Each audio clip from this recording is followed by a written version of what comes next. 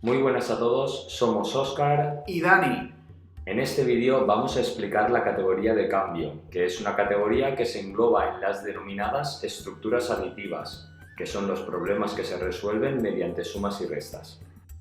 Suele ser la primera categoría que se aborda, por ocuparse de problemas muy frecuentes que responden a situaciones habituales.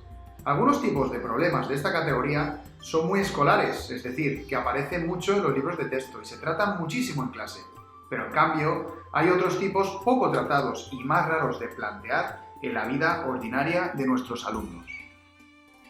La categoría de cambio trata problemas en los que se parte de una cantidad, a la que se añade o se le quita otra de la misma naturaleza. Esto quiere decir que una sola cantidad sufre una transformación, que naturalmente la transforma en otra diferente. Pongamos un ejemplo. Tengo 5 euros y mi abuela me da 3. ¿Cuántos euros tengo ahora? Siempre estamos hablando de euros. Al principio tenía una cantidad y después del cambio tengo otra cantidad distinta de euros. Los elementos que constituyen los problemas de esta categoría son la cantidad inicial, el cambio o transformación que se produce en esa cantidad, la cantidad final y el sentido del cambio. En los problemas de cambio se puede preguntar por la cantidad final, por la cantidad resultante de la transformación o por la cantidad inicial. Cada una de estas tres posibilidades se puede enfocar desde dos puntos de vista. La cantidad crece o decrece. De aquí surgen los 6 tipos de problemas de cambio. En los problemas de cambio 1 se conoce la cantidad inicial y el cambio que va a sufrir. Se debe averiguar la cantidad final. Por ejemplo, en el problema Luis tiene 5 euros y gana 3 euros, ¿cuántos euros tiene ahora?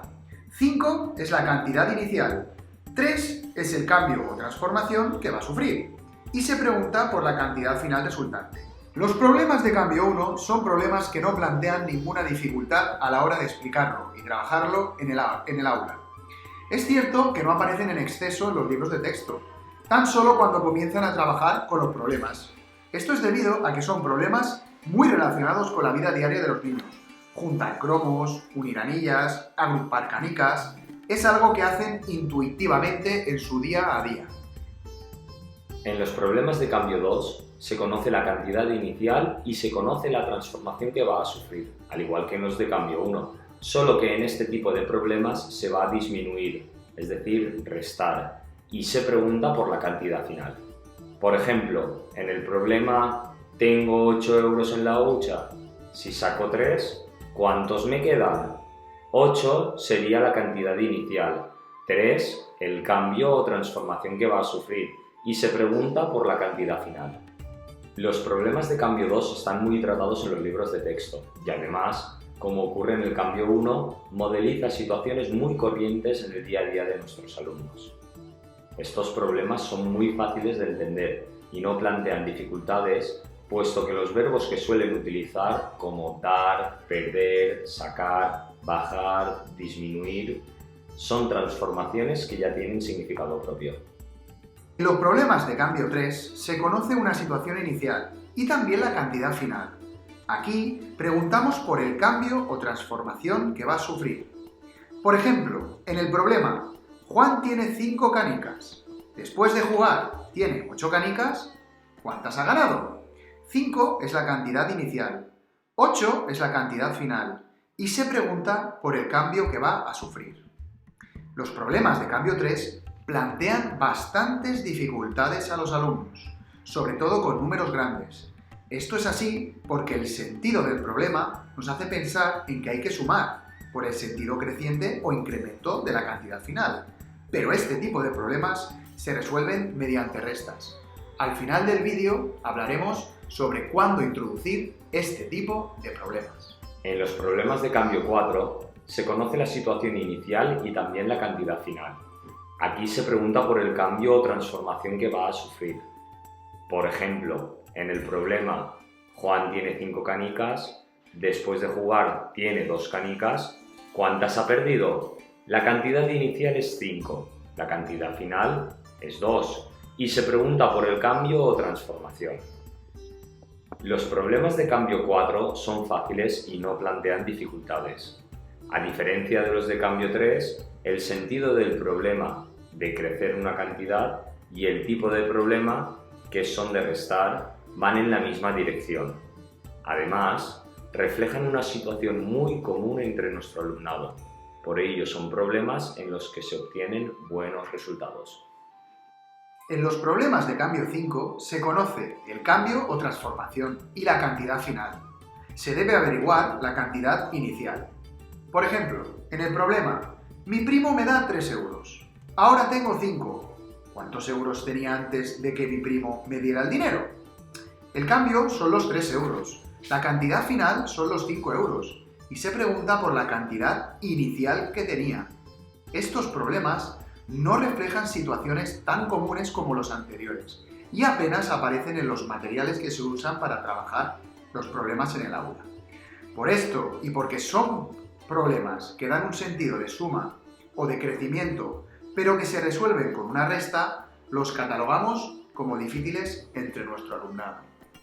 En los problemas de cambio 6 se conoce el cambio o transformación y la cantidad final, y se debe averiguar la cantidad inicial.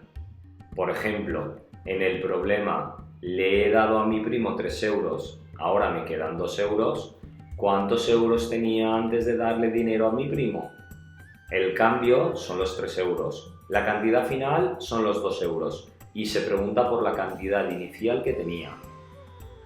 Estos tipos de problemas presentan las mismas dificultades que los de cambio 5, con la diferencia de que en este caso el sentido de la operación es de restar o de crecer una cantidad, pero este tipo de problemas se resuelven con una suma.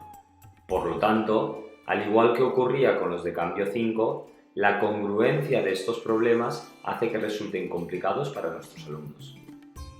Ahora vamos a justificar por qué podemos adelantar el aprendizaje de algunos tipos de problemas si se trabajan las matemáticas utilizando el método ABN, o si por el contrario se hace con el modelo tradicional. ¿Y por qué podemos adelantar este aprendizaje si trabajamos con ABN? Pues muy sencillo, por la forma, los algoritmos y materiales que se usan. Las categorías cambio 1, cambio 2 y cambio 4, por su bajo nivel de dificultad, se pueden trabajar en cursos bajos sin problemas con el método tradicional. Esto es fundamentalmente por la congruencia que existe entre el sentido del problema y el tipo de problema. Por el contrario, en los problemas de cambio 3, cambio 5 y cambio 6, esa falta de congruencia dificulta el aprendizaje en el modelo tradicional. Por eso se recomienda trabajarlo en cursos más elevados. En cambio 3, por ejemplo, el uso de la recta numérica para números pequeños y la tabla del 100 para números más grandes y la simbología nos proporcionan modelos para trabajar estos problemas. Además de la existencia de un algoritmo especial que es idóneo para este tipo de problemas, la escalera ascendente. Por ejemplo, en el problema Edu tiene 17 canicas, le dan más y ahora tiene 31, ¿cuántas le han dado? Este algoritmo calcula la diferencia que hay entre dos cantidades, es decir, resta, pero lo hace añadiendo a la cantidad inicial hasta llegar a la cantidad final, lo que le da un sentido de crecimiento o suma, que es el mismo sentido del problema en sí. En cambio 5 y cambio 6 comenzamos con números muy pequeños, usando las monedas, caramelos, palillos, material que se pueden tocar y contar sin dificultades. Luego pasamos de nuevo al uso de la recta numérica y ya con números más grandes a la tabla del 100. Por ejemplo, han entrado al cine 27 personas y se han juntado en total dentro 75. ¿Cuántas personas había antes? El uso de este tipo de materiales hace que estos problemas se puedan abordar antes que en el modelo tradicional. Esto es todo, muchas gracias por vuestra atención, nos vemos en el próximo vídeo. ¡Adiós!